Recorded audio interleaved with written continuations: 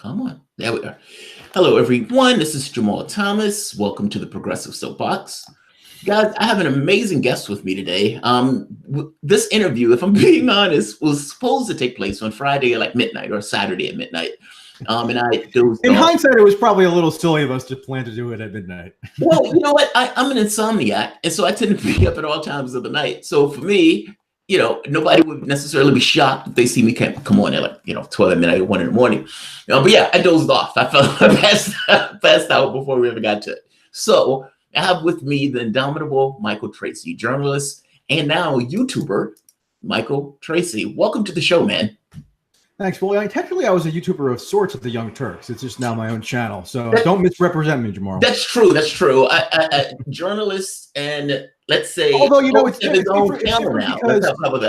different because I came to be a quote YouTuber having first done written journalism almost exclusively, whereas most YouTubers I feel like come the opposite way. Right.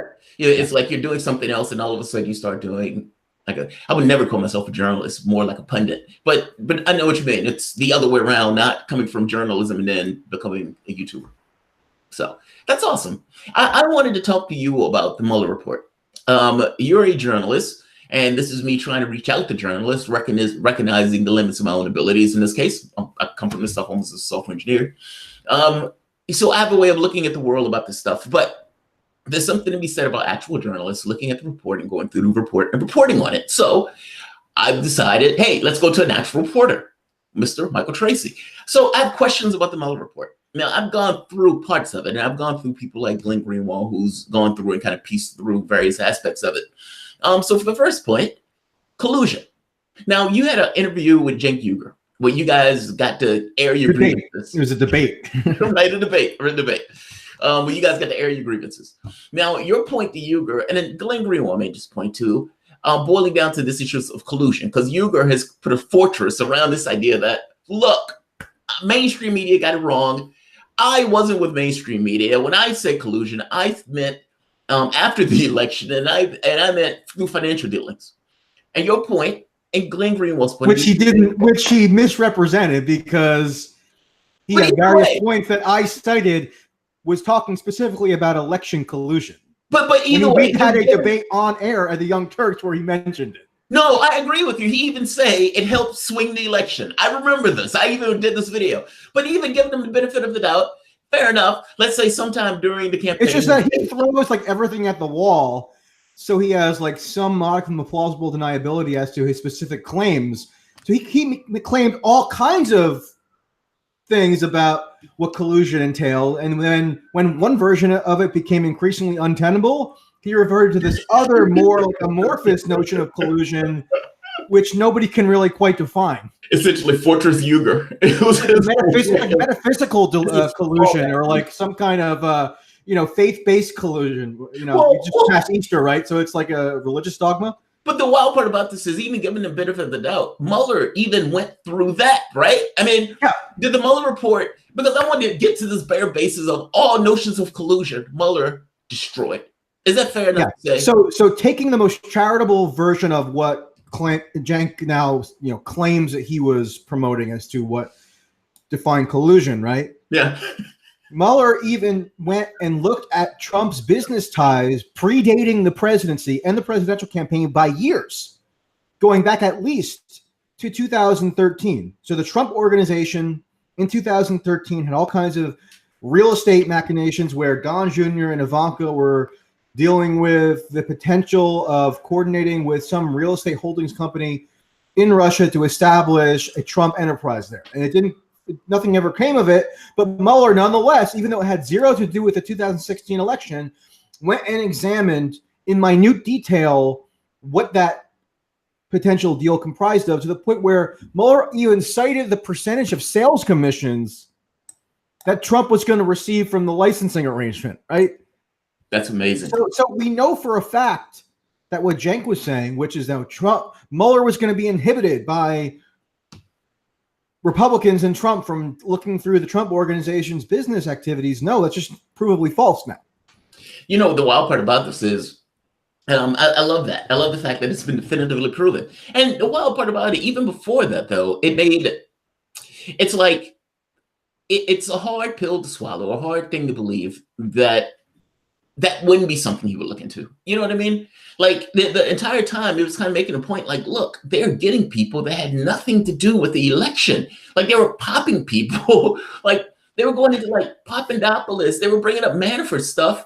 Some of the most, I mean, Manafort and Papadopoulos, were actually key investigative focuses. But if you actually read the report and look at the footnotes and the people who were interviewed, some of them have the most tangential associations with this entire Russian interference narrative that it almost is comical. Like random operatives and like Jeff Sessions staffers who were party to a meeting that Sessions had with the ambassador Kislyak in 2016. Even they got roped in. I mean, so very, very minor players ended up becoming being sought out by Mueller and his staff. But I guess my point is, if Mueller thought there was any possibility that some past business dealing could have had bearing on whether Trump was compromised or in some kind of collusive relationship with Russia, then he pursued it. Exactly. That's my point. Given Cenk Uygur the most, the most benefit of the doubt that you can give a person and say that, look, fair enough. Your position in this might have been collusion and everything else with the mainstream media. And somewhere along the way, you realized this was untenable and you might have shifted that position, but you kept the idea of collusion. And Mueller's report goes through and destroys any notion of collusion. Now, it doesn't mean Trump's not corrupt. Nobody is taking that. That's not the point. Right. That's not the point. The central thesis was that there was some collusion. And even by TYT's standard, that even though this might have been after the election, whatever he wants to say, Mueller went into it and said, look, there's no collusion here. Every little weird, I mean, again, the Manafort thing, the fact that they had nothing to do with it, should have gotten it across. Here's another important point that people should understand, okay? So you have certain people who have been the most dogged chroniclers of all things Russiagate. Yes.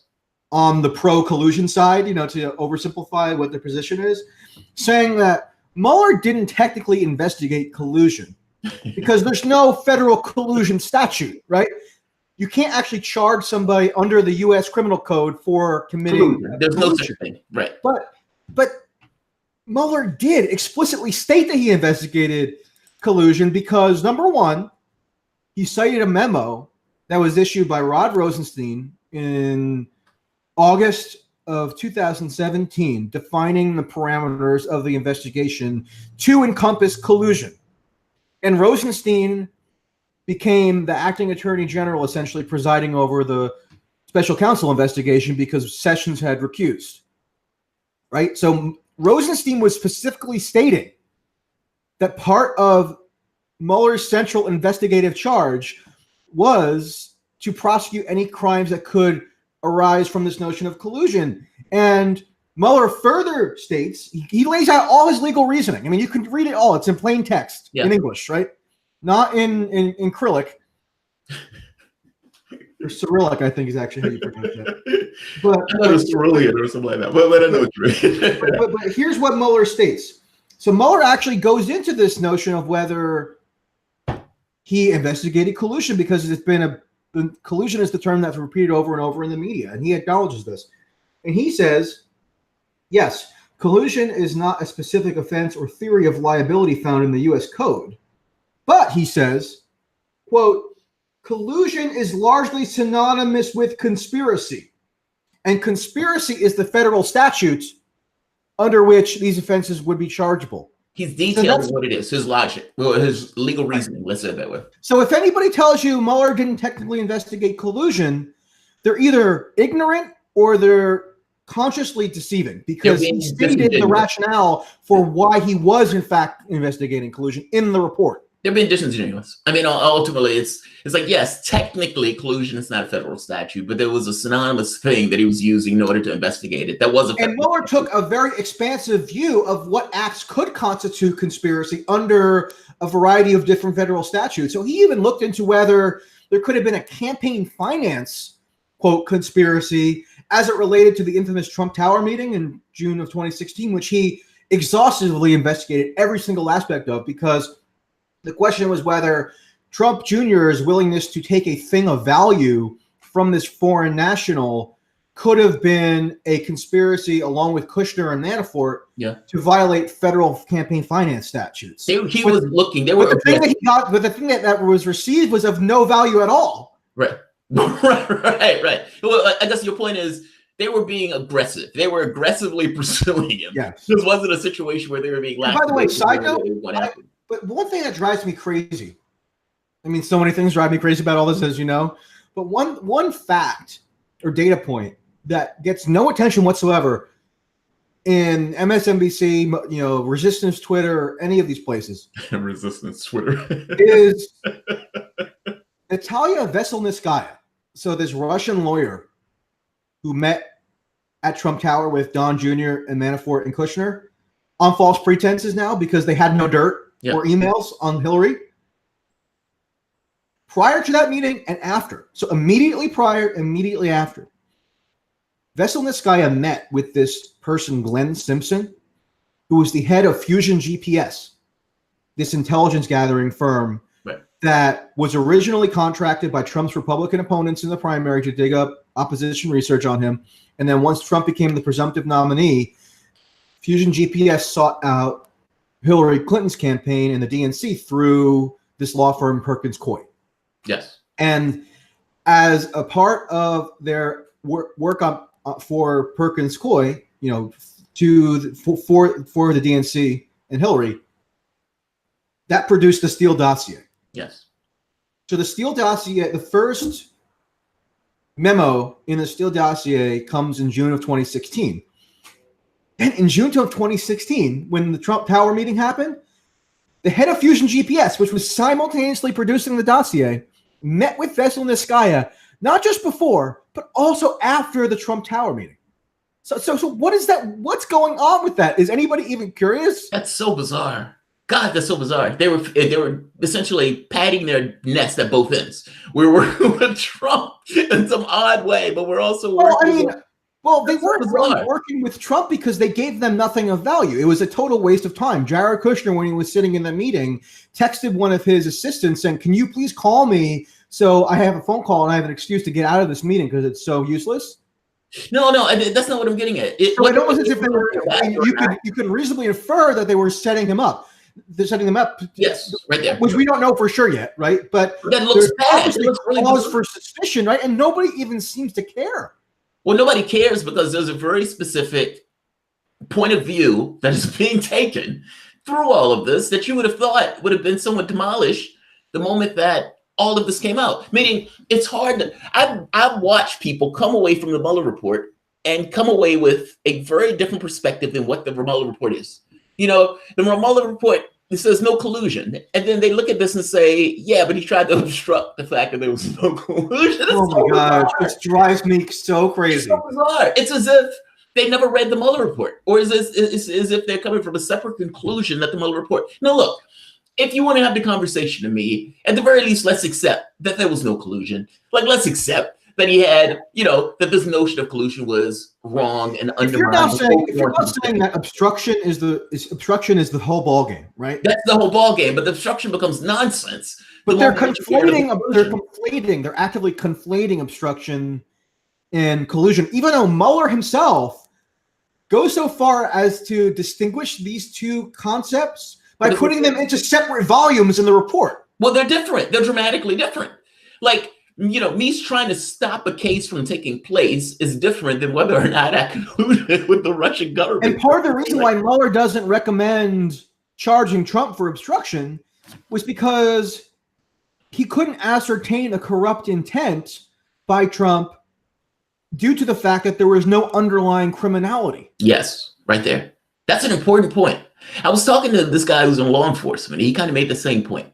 He's like, it's one thing if you're trying to obstruct justice, but there was no justice there because there was no there. You know what I mean? Like, there was no crime there. He wasn't trying to obstruct a crime per se. Trump's obstructive acts mostly constituted tweets. Yeah. Where he's saying, I don't like Mueller and they're angry Democrats or whatever, which had no effect. But Trump was actually more cooperative with Mueller than he needed to be legally. Yes, he gave him they turned over all kinds of documents. Well, the only catch here is Trump may potentially would have obstructed, but they didn't allow him to. Like his team and his staff prevented certain things that people would have been like, okay, that's obstruction. They stopped him from doing the worst aspects of this. And but Trump would like, so you gotta remember with Trump, he speaks in garbled language. Yes. Right? He doesn't speak in clear, coherent, lawyerly sentences. You know? So when he says something like Mueller shouldn't be the special prosecutor because he's conflicted. That's not a direction. He's not issuing a formal directive. Yeah, that's him giving an opinion. And anybody can give an opinion. It's not the president saying, go get rid of Mueller. Yeah. And did he take acts? Because like in order to put together an obstruction charge, it doesn't always necessarily have to rise to the level of a firm directive, right? So you can coach or you can insinuate things. So like if there's a witness that's going to be testifying in a trial, right? And you kind of hint that, oh, you'd be better off if you didn't provide evidence to the prosecutors or whatever.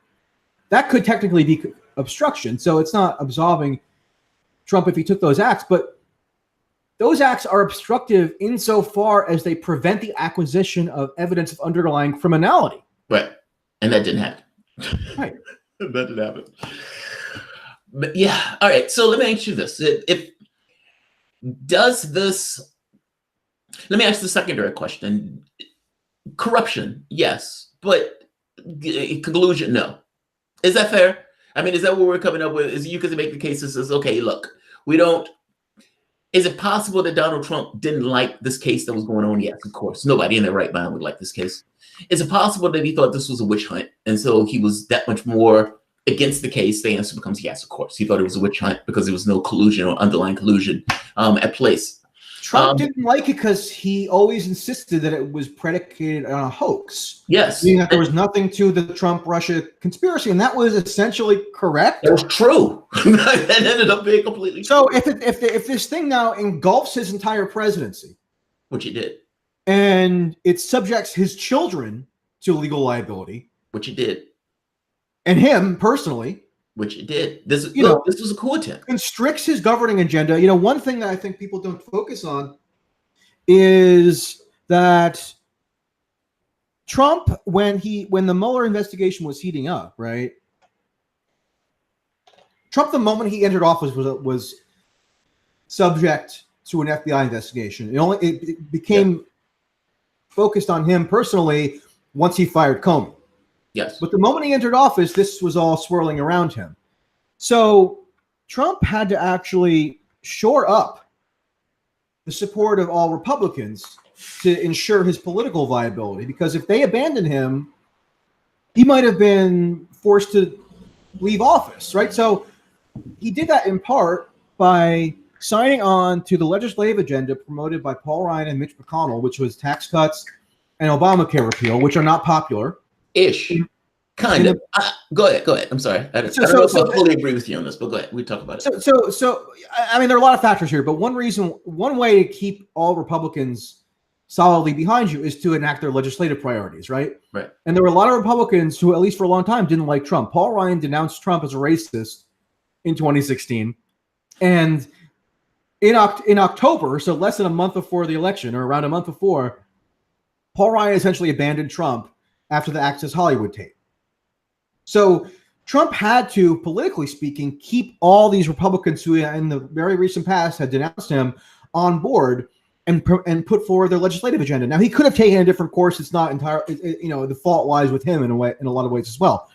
But the point is, Trump is now less popular than he might have been because rather than enacting a popular legislative agenda, so infrastructure, doing things to protect entitlements, which he also campaigned on, he did the conventional, generic, like Jeb Bush, Marco Rubio legislative agenda, which simply is not popular. And that's why the Republicans lost big time in the midterms. That's okay. So I think you may be looking at this in a similar way that the point is, so like he was dominating his governing agenda, so that's why he was frustrated by it. I agree with you and I disagree with you. I agree with you in the sense that they constrain his ability on foreign policy. Like him saying, I want to be conciliatory towards Russia. I think that's something that he might have wanted to do. There's evidence that in various points, kind of behind the scenes, where Trump is like, God, you guys keep putting me in a situation where I need to bomb Syria. Like a thing comes up. And he may have wanted to take a tack that's somewhat conciliatory, but he's continuously being put in this position where he feels like he has to attack the country or be more hawkish. That part I agree with you on. But because, anything that he does, oh my God, he's a Putin puppet because he's, trying to pull troops out, or because he's does something with in regards to Russia. That's a constraint. So I agree with you on that part. The tax cuts and all, those were just Trump. There's no way. When Trump came into that office, Trump just lied. I have no idea or no belief that Trump was going to do anything other than pass those tax cuts and enact a policy that was in line with Republican dogma. I don't think that's connected to the Trump and Russia stuff. I agree. The connection is not as tangible on domestic policy as it is to foreign policy. Foreign policy, I agree with you. But even if it was just constraining his foreign policy initiative, that's enough to produce frustration. And the domestic angle is only insofar as Trump now have to delegate almost everything in terms of setting the agenda to the Republicans. But I think he was scared. So the reason why I think it's less tenuous on domestic is because they were terrified of Trump. When Trump took office, many of the Republicans were scared of Trump. They didn't want to denounce him. They didn't want to do anything. They thought they were going to lose their districts. Look at John McCain. John McCain's a perfect example. John McCain hated Donald Trump. And yet John McCain wouldn't say a bad word about Trump when John McCain was trying to get elected again. Well, no, but McCain did actually, because he was reelected in 2016. Right. And then he died in 2018. So he actually didn't face electoral pressure. So he was actually pretty fervent in criticizing Trump. I mean, after the Helsinki summit, when McCain was essentially on his deathbed, like one of his last big statements was a very strident denunciation of Trump. But that was because he was on his deathbed again. He didn't have to run for another election. Right. He had to run for it. No, you're right. And other Republicans like Mark Sanford, the congressman from South Carolina, who was critical of Trump, did lose in primaries. Yeah. So you're right about that. They were terrified. Even from the standpoint of their base being somewhat more, let's say, less refined than some of the corporate Republicans, yeah, they were concerned. No, I'm not saying Russia is the sole or even the most important factor in dictating the first 2 years of a legislative agenda, but I think it did have an impact. I agree with you. That part I agree with you. I think from a foreign policy standpoint, it can, we can look at it from the standpoint of what he was saying in the context of foreign policy versus what he ended up having to do in context of foreign policy. Here's a perfect example of that, right? So in one of the core tenets of the whole Russiagate mythos was this notion that Trump representatives modified the Republican platform in 2016 at the behest of Putin to make it softer on Ukraine. And it was only very marginally softer. It wasn't even that significant. And on top of that, the party platforms are utterly toothless. Nobody even pays attention to them most of the time. They have no bearing on anything. By the way, he uses that in one of his arguments. I think he was talking to Glenn Greenwald, and he's like, "Yeah, what about the Republican campaign platform?" And it's like, think of what's in a Democratic platform. Do you honestly believe that nobody even knows about it? The platform? Come on, the point is, Trump sent lethal arms to Ukraine anyway. Yeah, he did. Right. And then Mueller, in the report, not just said that there was insufficient evidence to charge any conspiracy related to the Republican platform drama that people were so fixated on. He said there was no evidence that it was done even at the behest of not just Trump. I mean, not just Putin, but not even Trump was involved in it. They didn't even know. There was one operative who had this kind of meaningless task of being involved in the platform drafting process, which nobody usually even pays any attention to because it doesn't mean anything. That's amazing. So 2 questions, and I'll let this be the end. First, impeachment. Now Democrats are screaming at the height of their lungs about impeachment. And some of these Democrats that I even like, and now Elizabeth Warren has taken up the mantle of screaming at impeachment. I don't think Sanders is going to grab onto this because Sanders is, for the most part, deprioritized this issue of Russia in his campaign. But do you think that this is going to be some kind of rallying cry now of Democrats? And I guess in order to kind of divert away from the fact that their central thesis for the last 3 years has been, found full of hooey. And for the last point, is there anything that I asked you or that I haven't asked you that you want to get across? Maybe something about your new channel. Yeah. So Elizabeth Warren coming out and advocating impeachment was a big deal. because she's one of the top presidential candidates. And if you watch the Sunday shows this past weekend, virtually all Democrats who were interviewed were asked about how do they react to Warren advocating impeachment. So she, by doing that, applies pressure to the rest of the party, including the other presidential candidates. Julian Castro, who's like not a major candidate at all, is almost a non-entity. He also backed impeachment. So that's two presidential candidates now demanding impeachment. Yes. So that has the effect of placing pressure on the rest of the party, like I said. Yes. So I know Sanders actually had some kind of conference call with people, with surrogates or whatever over the weekend about how to handle that, and how to handle the broader response to the Mueller report.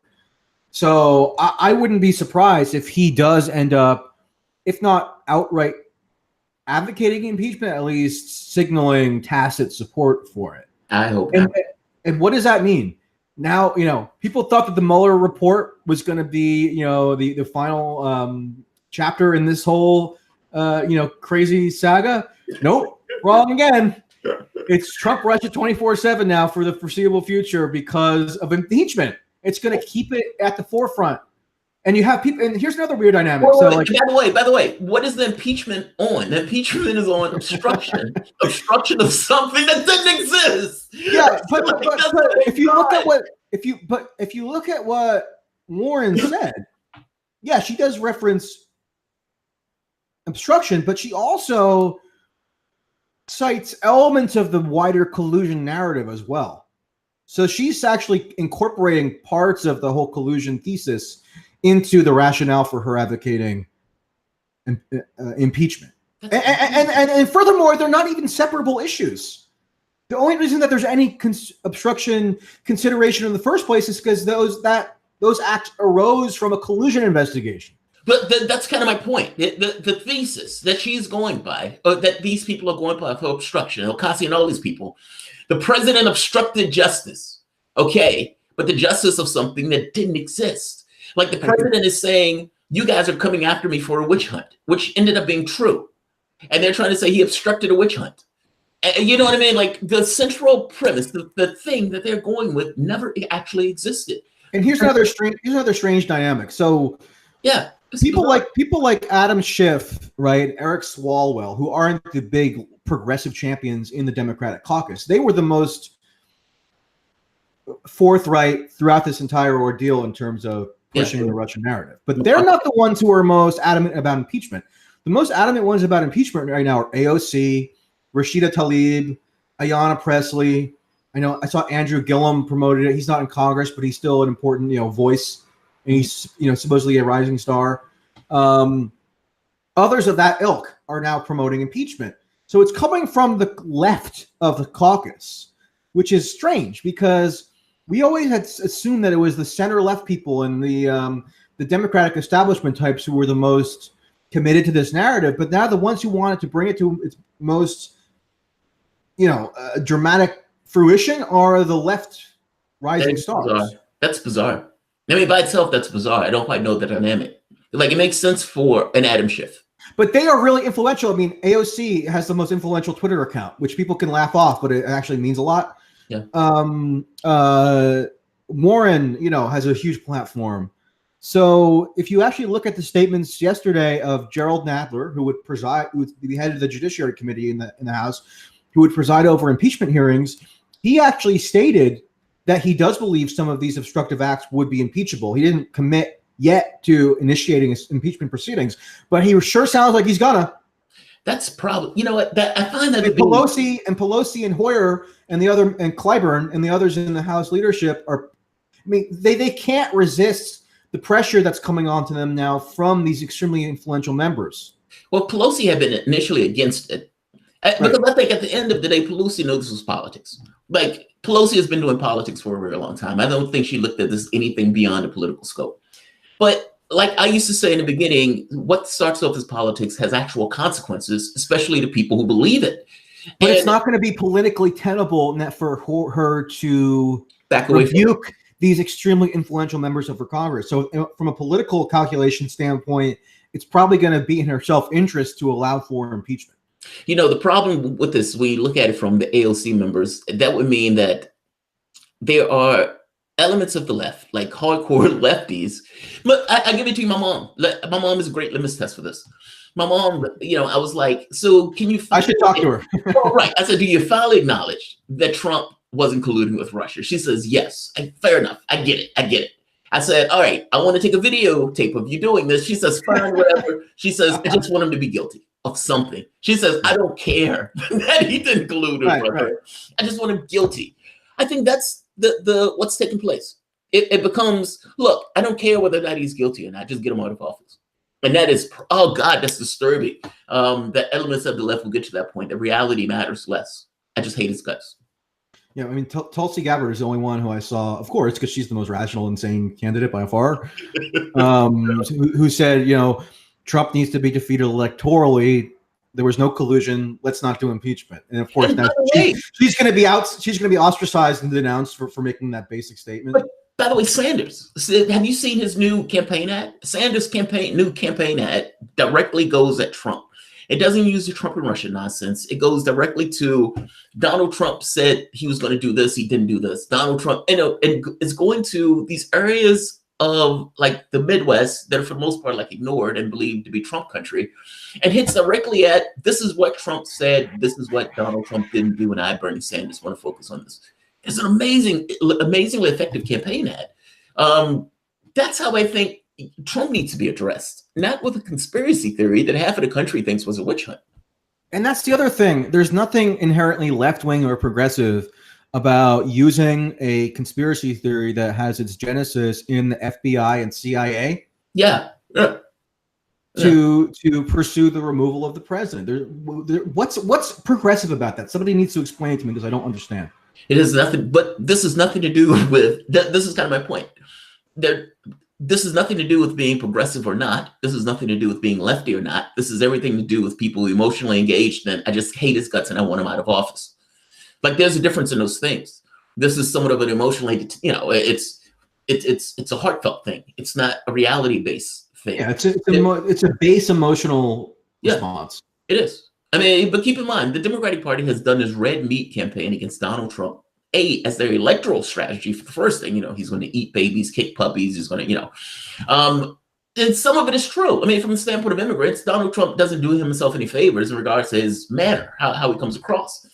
But there needs to be serious considerations on whether or not something that started off as a coup attempt, which for all intents and purposes, what it was, this, the genesis of this started off for the most part as a political campaign to take out Donald Trump. And here's what also really bothers me.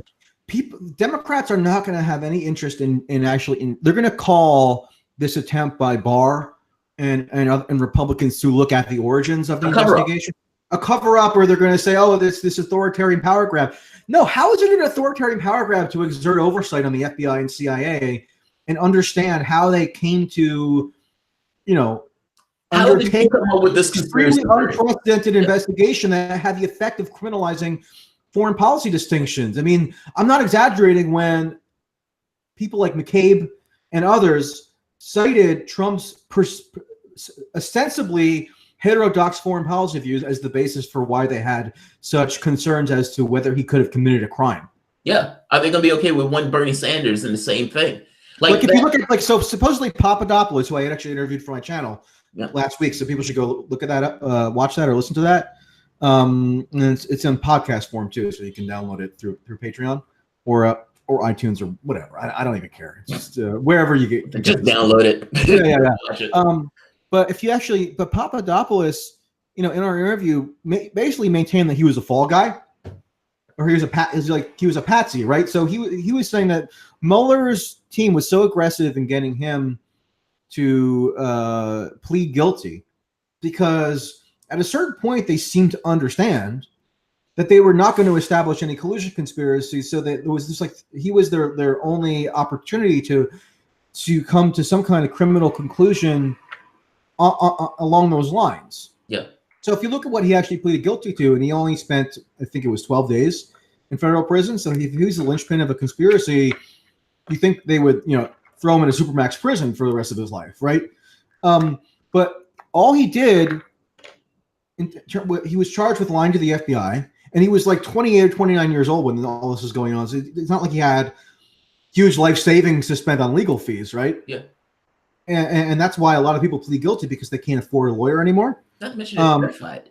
I mean, part of the thing that we're trying to use him for is leverage. Same thing with Manafort. Yeah, but we're trying to squeeze him to get him to say something. Well, I mean, Manafort's sort of different because he was guilty. He was guilty, but you know my point. They're trying to get him to flip, or let's say Cohen. They're trying to get him to flip on Trump by squeezing him. If we squeeze him hard enough, he'll say something about the other person. They didn't have anything on him. They threw Manafort in solitary confinement. Wow. But Papadopoulos. Okay, so if you look at the report, Mueller charged Papadopoulos for making a false statement to the FBI. Right. So, and one of the false statements, according to Mueller, was that Papadopoulos misstated the date of his meeting with this mysterious professor Mifsud in Rome by 8 days. Mifsud turned out to be an agent, right? I mean, well, that's the strong belief. But the point is, it was not a consequential lie, because Papadopoulos volunteered the information about his meeting with Mifsud to the FBI and actually told them proactively that Mifsud said that Russia had emails of Clinton and dirt. So Papadopoulos proactively volunteered the most blockbuster aspect of this meeting with Mifsud. So why would he lie about something as trivial as an 8-day date discrepancy? But that's what they ended up charging him on. I always ask people, it's like, do you remember what Bill Clinton got impeached for? And it's like the actual underlying case. They had nothing to do with what it started off as. This was like a real estate case that they morphed in order to pull information out. My hypothesis was that this was going to be the same thing for Trump. The only difference with this seemed to be also not just part of the political campaign. This came across also as part of the intelligence aspect. You know what I mean? Like, this didn't come across purely as one of the political parties. It came across as the intelligence community working in coordination with the political party to take down somebody who they disliked in that office. It was fueled a lot by the DNC and Hillary, but there were Republican elements involved too. I mean, John McCain, that's right, passed along the Steele dossier to the FBI in December 2016. So he was Which, involved. By the way, gave it a little bit more credibility, but the fact that John McCain was passing it. Right. And then Rosenstein, he was a Bush guy. Well, he was sitting there talking he contemplated wearing a wire on Trump in the White House. Think about that. That should be mind-blowing. You're talking about elements of the FBI talking about wearing a wire to take down the president of the United States. It's like a ridiculous movie script, right? Yeah, yeah, that's fascinating. This is sort of mind-blowing. This is the thing. Like, the more, I mean, I've been immersed in this for a long time now, but I never get. There's never a point at which I feel like, oh, I'm now bored by it, or I feel like I've learned everything. You learn more and more every single day, and it just gets increasingly mind-bending. You go through the Mueller report and to pick out, like, at that point, it becomes objective reality in a hard way. It's not, well, what's going to be in the report? It's, well, you can read the report and find it out. The delusion of it is the thing that's a little bit more disturbing to me, if I'm being honest. For 3 years, the country immersed itself into a conspiracy theory and accepted it as if it was just completely. But Jamarl, we're talking about it as if it's in the past. It's still going on. It's still going on. We're now dealing with an impeachment issue based on it. That's true. That is true. It's going to be like, I don't know, 4 years, 5 years, 10, 20, how many years? Well, I started thinking of this in the sense of like, the red baiting that was taking place in the McCarthy era. The New York Times this past weekend published an op-ed by this woman who is a former FBI agent. If you look at her name is Asha, it's an Indian woman, or I think she's Indian. I don't know her name off the top of my head. But if you look at her Twitter profile, like the banner image is her shaking hands with Robert Mueller. Like, I guess when she was first brought on board, like, she thinks that's really impressive. But she published a column at the New York Times, and if you look at the accompanying graphic, it's because she's saying that Trump and Barr were using like Russian disinformation tactics to distract from their criminality. Oh, but if you look at the graphic, it's not a Russian flag; it's a Soviet flag. It's a hammer and sickle.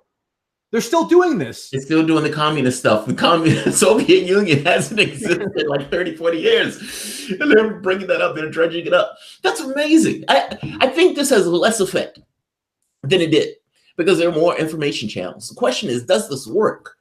If this does work, then any notion of there being some kind of peace or balance between the two countries is out the water.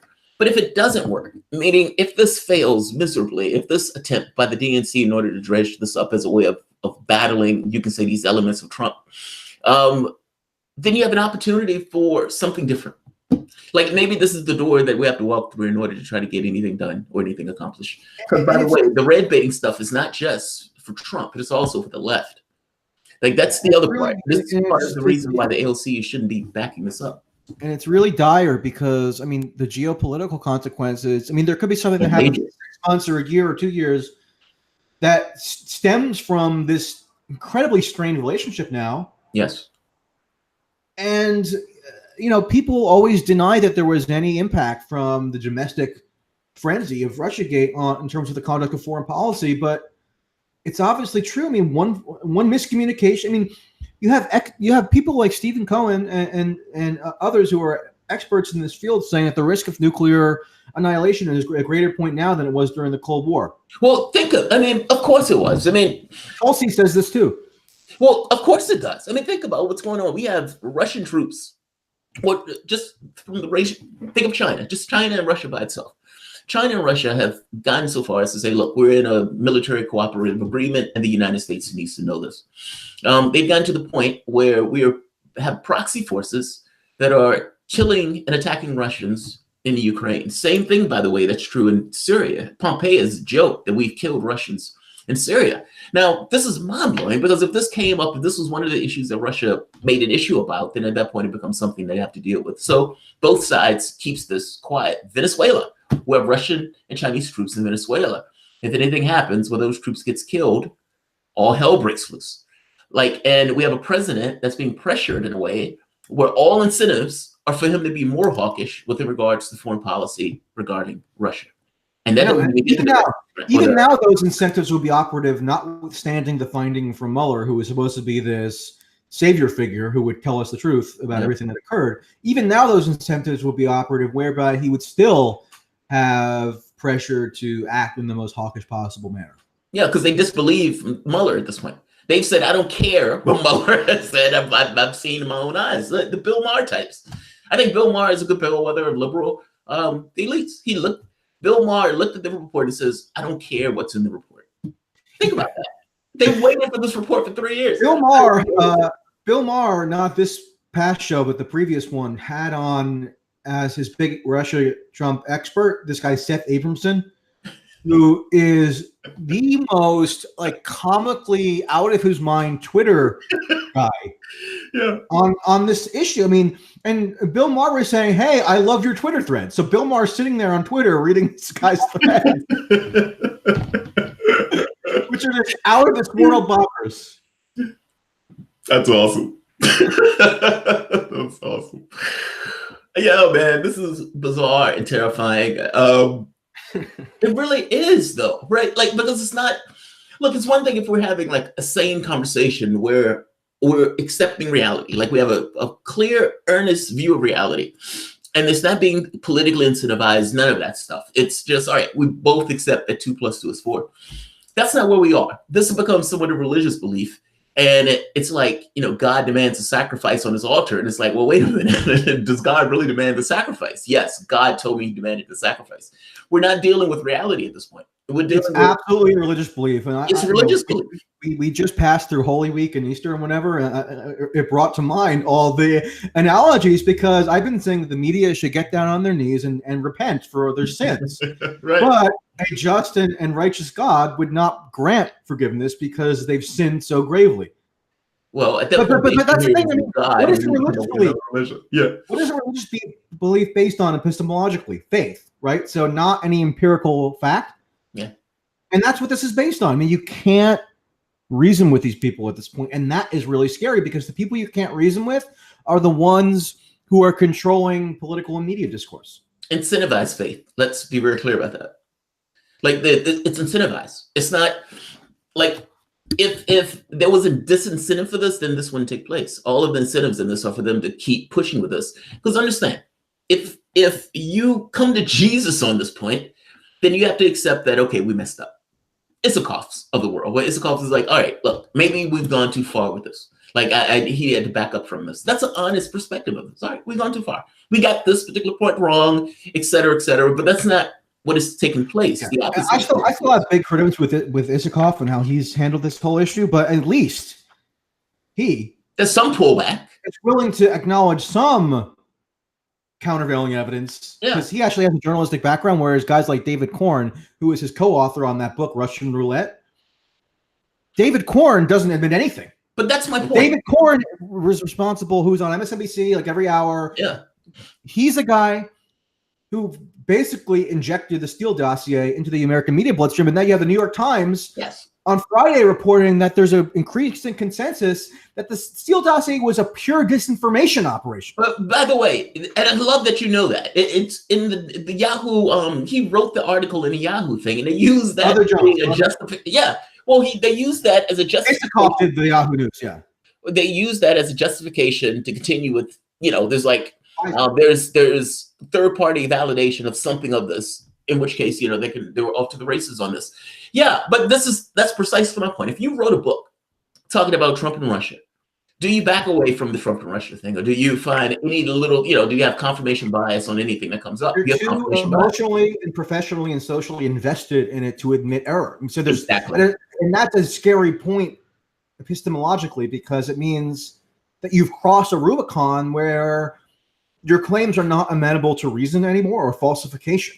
So that's why we're dealing in the realm of religious dogma. Yes. But again, I just want to make sure it's clear. It's incentivized religious dogma. It's not like my mom is going to church and she's getting nothing from the thing of going to church. I'm not worried about old ladies going to church. Right. They're being to some degree paid to do this, and not necessarily paid in the sense of cash, but paid in the sense that they can't go back. They can't back away from this. Politically, they can't back away from it. And by the way, the people who care don't care. But some of them, there's a commercial incentive too, because some of them are being paid in cash. This is a huge cash cow. That is for a lot of people.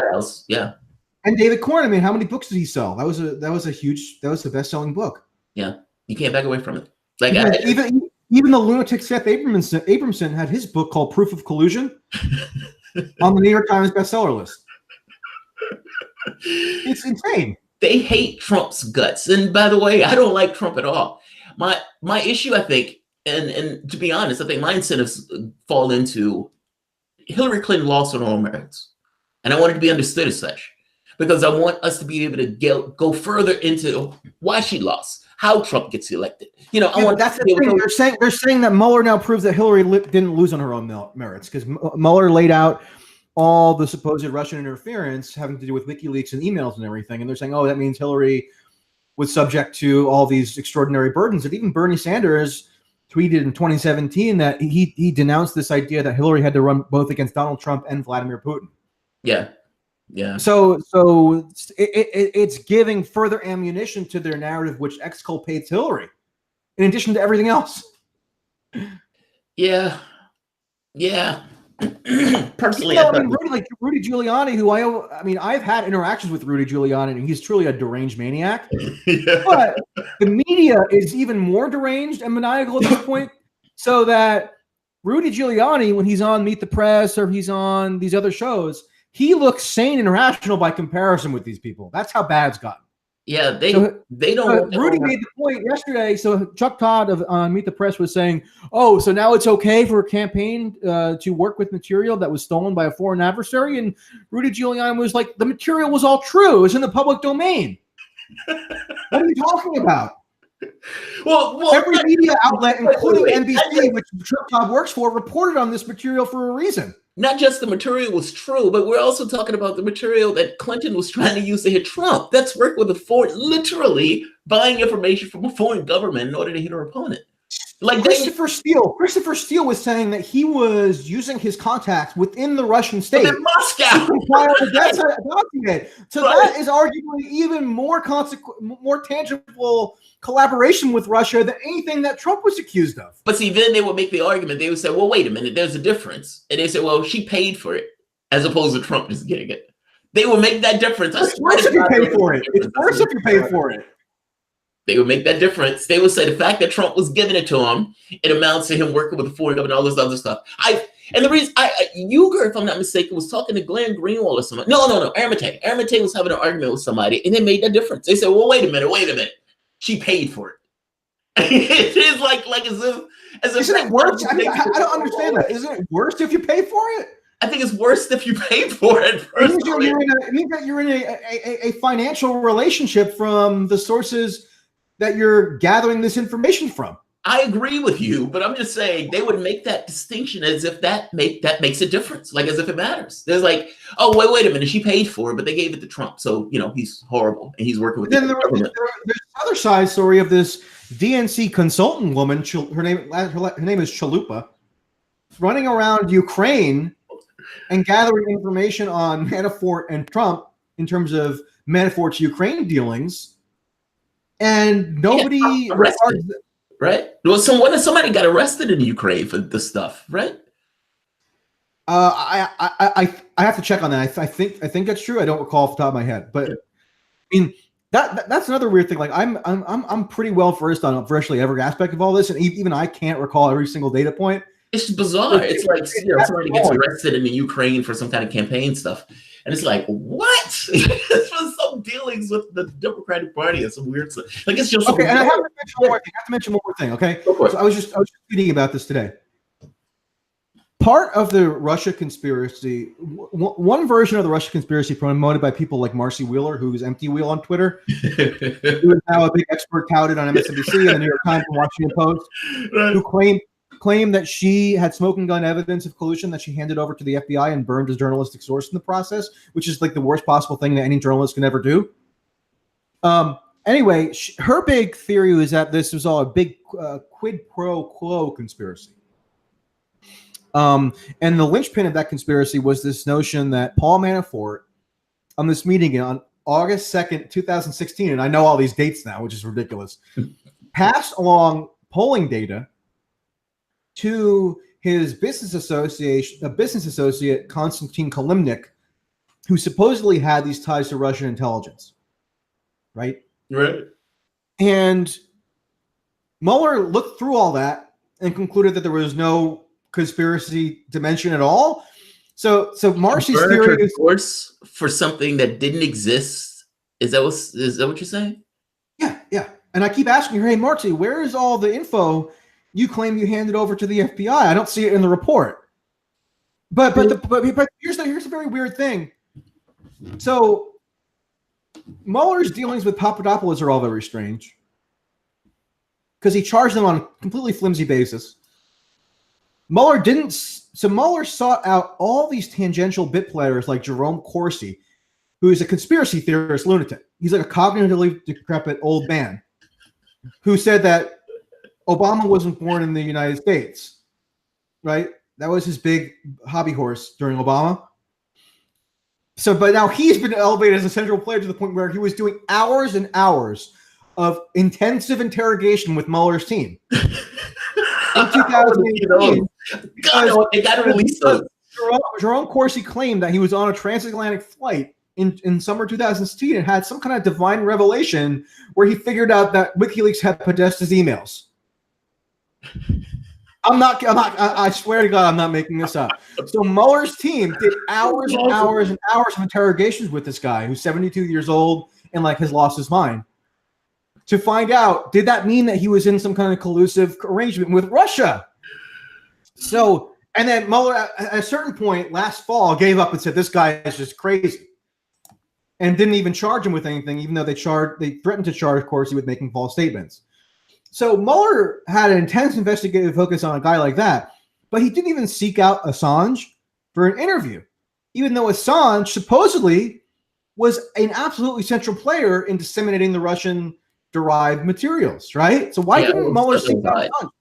Yeah. And why? And then I brought up Kalimnik because Mueller didn't seek out Kalimnik either, even though he was supposed to be a key player in supposedly receiving this polling data from Manafort that he was going to use for some conspiratorial ends. But but the Washington Post interviewed Kalimnik last week, and Kalimnik said, "I would have explained all this to Mueller if he had contacted me. They never contacted me." Now he lives in Russia, which would have been hard to extradite him for a crime. But he was saying, "I would have voluntarily communicated with Mueller and clarified all this." Yeah. So there's weird factual discrepancies that come about because Mueller put evidence to Manafort that he met with Kalimnik in Madrid in February 2017, right? Right. But Manafort initially denied it, but then after subsequent interviews and in fact, when he was under extreme pressure, they coerced an admission from Manafort that this Madrid meeting took place with Kalimnik in February 2017. But Kalimnik in the Washington Post article says, "I've never been to Madrid in my life. I don't know what they're talking about." So why didn't Mueller seek out Kalimnik to resolve the discrepancy? Right. It doesn't make any sense. Well, it depends on what the purpose of the investigation was. Like, look, I always thought the Mueller thing I thought it was a political hit job. If I'm being honest, and at my most conspiratorial, I took it as a coup attempt. I thought they were trying to get Trump out of office, and Mueller was going to be the way to which they get him out of office. Because at the end of the day, if Mueller would have came up with something that would have showed any level of collusion, whether it was true or not, it wouldn't have mattered. It would have came up as this is objective reality. Donald Trump colluded with the Russian government, and Donald Trump is out. There was no way, no Republican would have been able to stand up to all of this kind of political will to get a president out of office by which they said colluded with foreign power. So I took this as this was a coup attempt. This was potentially them trying to take Trump out of office. So I never took this as being something, I guess, super legit. I mean, maybe Mueller was doing this in a legit fashion. It was ideological. At bottom, there was ideological motivation that impelled the creation of the entire thing because there was no crime. And what crime were they investigating initially in 2016? Nobody can identify the predicate in terms of a crime that they felt was committed. Well, they were looking for a crime. I mean, that's the whole special purpose. I mean, a special counsel thing. I mean, Mueller's entire point was to look for collusion. We're looking for a crime that we think might have taken place. It's just crazy. But I'm just saying, look, in any situation where you think somebody committed a crime, you look for the crime. The question becomes, is there a legit enough reason to look for it? And is there a political motion or political will instigating it?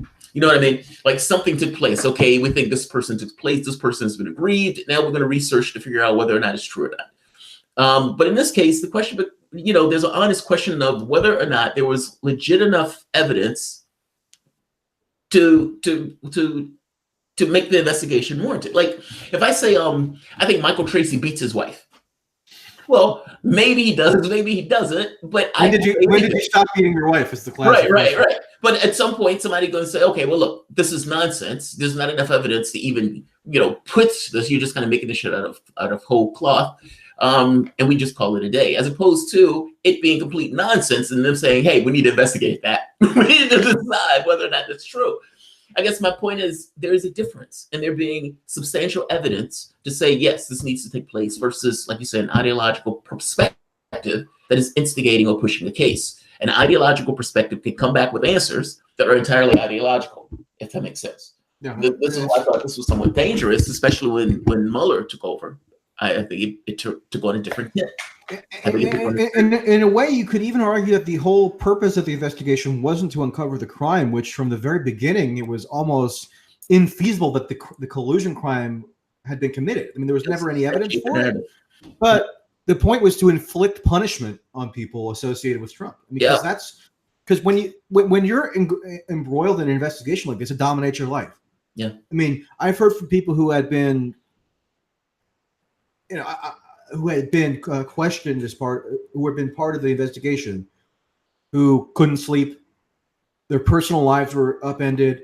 They were terrified. I ran into, I think it was what his name, Randy Credico, at one of the conferences, and I have a channel. And I was like, hey, can I talk to you about so and so? No, like no, this is not something that we can discuss. This is not something we talk about. I'm embroiled in it. He was freaked out. But you can imagine why. They're putting people in prison over this. And it was ideology. I mean, the other thing people have to remember is that the investigations aren't strictly the criminal investigation undertaken by Mueller. There are also Senate and House investigations. And part of the Senate investigation involved seeking information, entailed not just Trump people, but like Jill Stein.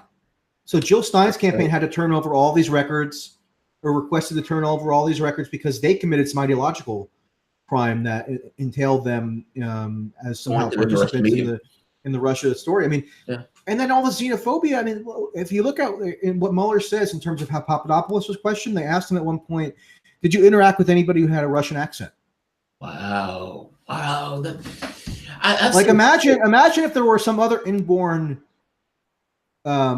trait, whether skin color or vocal inflection or whatever, that was used as the basis to interrogate somebody. Oh, it would be way over the pale. I mean, yeah, that would be way over the pale. The way I've heard people talk about Russians has been somewhat problematic for me. I mean, it comes across as a certain degree racist.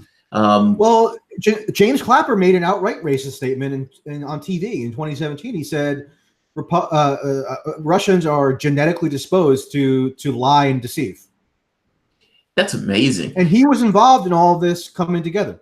That's amazing. It's funny. There's this video of Pompeo that's been released where he's like, I took courses in lying and cheating and stealing. We did this for the CIA. It's been somewhat of a disturbing time. And especially from the standpoint where these are Democrats. Like, look, I don't pay attention to right-wing media per se. It doesn't necessarily do it for me. And just from my perspective on the left, you end up with, I guess, being more in line with hearing stuff either from, let's say, CNN, maybe further on, with a few bits of right-wing media, depending on who the media is. It's been dominated by left-wing media that have been somewhat historical on this. You know what I mean? And I get it. They're incentivized by it. That's Hillary Clinton lost. They're trying to find some reasoning for it, and they're kind of backing up that point. But the Russophobia stuff has been coming primarily out of the left. You know what I mean? Because it all comes back to that Trump, unlike any figure possibly in human history. Yeah. Because of the communications ecosystem that we're all living in, has the ability to break brains that no other figure has ever commanded. Because they think it matters. Because you can go on social media all day and look up all the worst revelations about Trump that confirm your most, damning beliefs as to what he's capable of. You can live in this wormhole that is just dominated by Trump as a persona. Yeah. It's disturbing, but it's our life, at least for the next God knows how long. By the way, beyond that, even if Trump loses, it's the effects of this are still going to be felt within the standpoint of foreign policy, in perpetuity. Forgetting the fact of the things that we've done in regards to intruding into Russian affairs. But putting that to the side, is there anything that I haven't asked you? We've been somewhat talking about this for like an hour. We could talk about it all. We could talk about it all day. Let's leave it there. But people should, subscribe to the YouTube channel. If you could link it, Jamarl, that'd be good. Yeah, I would definitely. It's just M Tracey. M Tracey. And then if people want, you could do a small Patreon contribution, because it's all podcast form as well. And there's gonna be 2 big interviews coming up this week. So. Very cool. Check out Michael Tracey, guys. One of my subscribers. He says, DeSoto, DeSun, thanks for the show. Thank you for your contribution, DeSoto. All right, guys, I'm going to end this here. If you guys enjoy the content, please feel free to share, like, subscribe. You can always support the PayPal or Patreon. And definitely check out M. Tracey. He's been kicking ass doing journalism, independent journalists. And I'll end it here. Thanks all. Dude, I really appreciate this.